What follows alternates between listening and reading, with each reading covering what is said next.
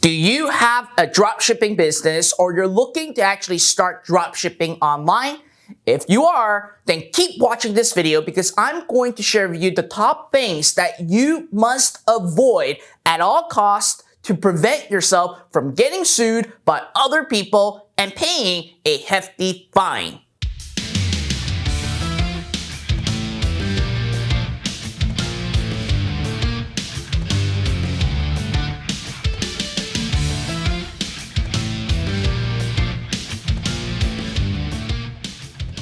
What is up everybody, Fred Lam here and welcome to my next video on my channel where I share everything on how to generate an income online, how to master traffic, and most importantly, in the future, we're going to talk about our investing strategies as well. But before I go into detail about this specific video, make sure that you smash the like button, subscribe to my YouTube channel, and hit that notification bell so that each time I release a brand new video, you're going to get notified right away. Now, in this video, it's going to be absolutely one of the most important videos that you are going to watch, especially if you are drop shipping online. After all, in the past several years, there are a lot of crazy stories about Shopify stores getting sued for various reasons. And ultimately, it really boils down into 5 top reasons why a Shopify store and drop shipping businesses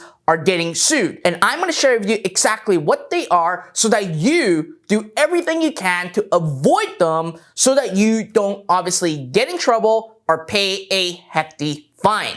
So that being said, let's get started. Number 1 is the image and also the model you use on your store. Now let's start with the images first. Here's the thing that you do not want to do. You don't want to use Google Images and simply copy those images onto your website. After all, when it comes to a business, you are a commercial business. That means that you are obviously trying to actually make money or generate sales with whatever graphic and whatever words or with whatever products that you actually have in your store. And images obviously is by far one of the most important thing that you need to have when it comes to your website. But a lot of people will just go ahead and ignore the commercial use and the copyright usage of images, and they just go ahead and grab images on Google Images and actually uploading it right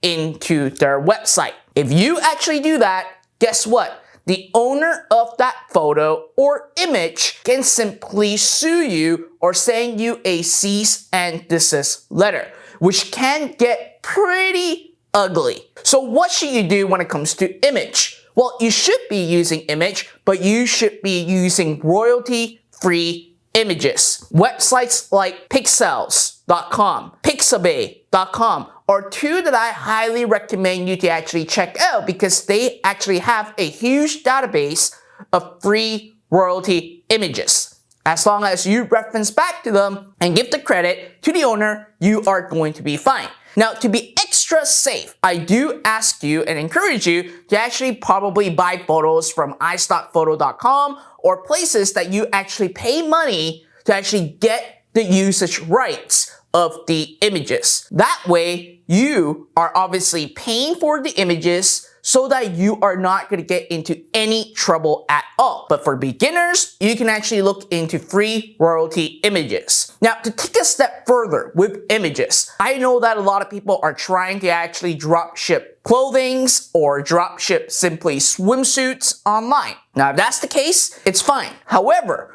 when you are using the products or having the image of the product on an actual model, it is super important that you do not have the model's face right in your website.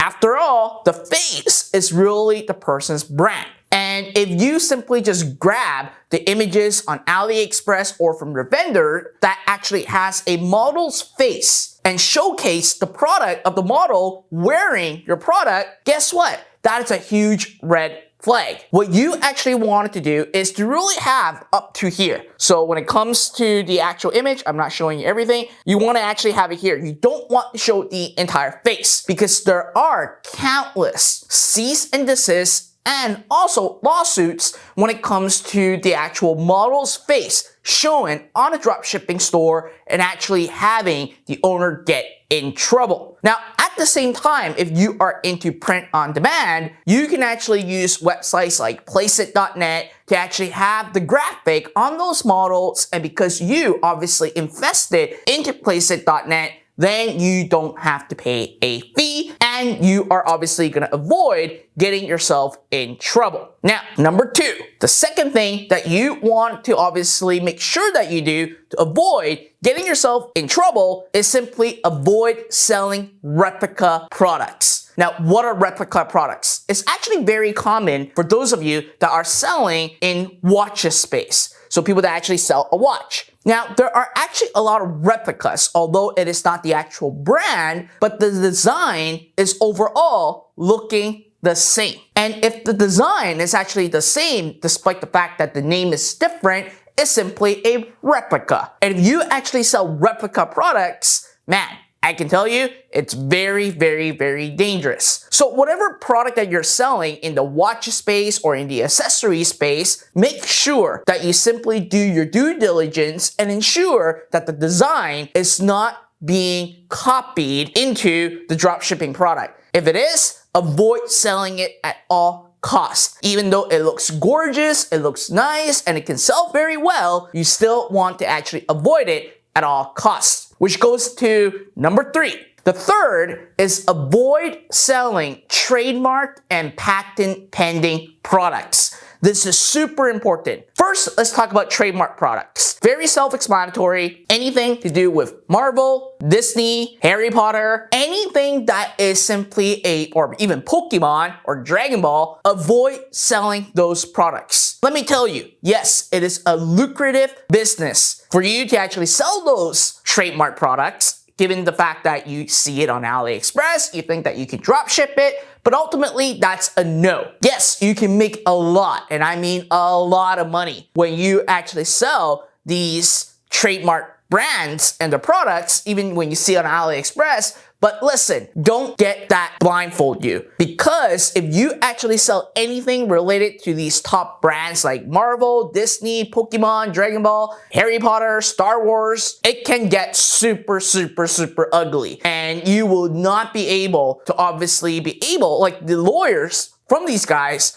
are like very, very hard for you to deal with, and it can completely wipe you out. So definitely avoid that. Which goes into second part. Patent pending products. On AliExpress and other vendors' websites, there's a lot of products that are really a copy of products that are currently in patent pending. Now, if the product's in patent pending, you won't get into any trouble. But once the patent is approved, then that company can actually go back into all the dropshipping stores and actually sue them. Given that it is already in the past, they can still do it as long as they have the patent pending in place. And oftentimes, a lot of patent pending products are actually created from Kickstarter.com or Indiegogo.com, those crowdsourcing product websites.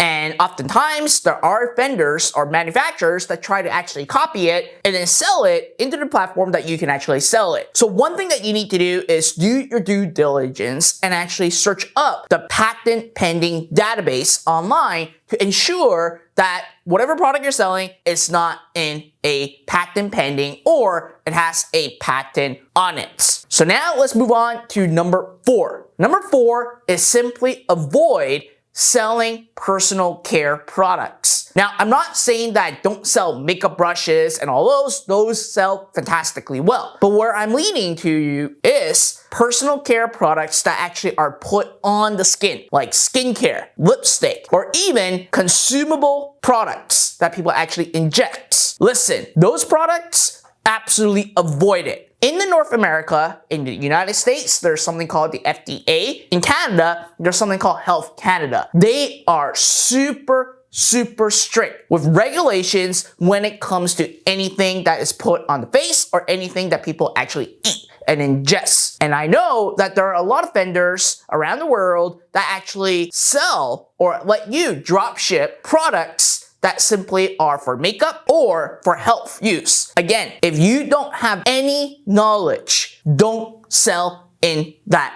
niche. In fact, you can get into that niche if you are obviously drop shipping from suppliers in North America and selling within North America. Each country has a different regulation when it comes to skincare and also consumable like products that you digest or you eat. So you want to actually avoid it at all costs. And it's super important for you to do so because one slap in the wrist will be a super hefty fine. And to make matters worse, you don't know how your customers are going to be using your skincare product or products that they are consuming. If there are anything that goes wrong, not only are you going to obviously get in trouble with the regulators, you're also going to get into serious trouble from your customers as well. So it is super important that you try to avoid selling skincare or consumable products in your drop shipping store.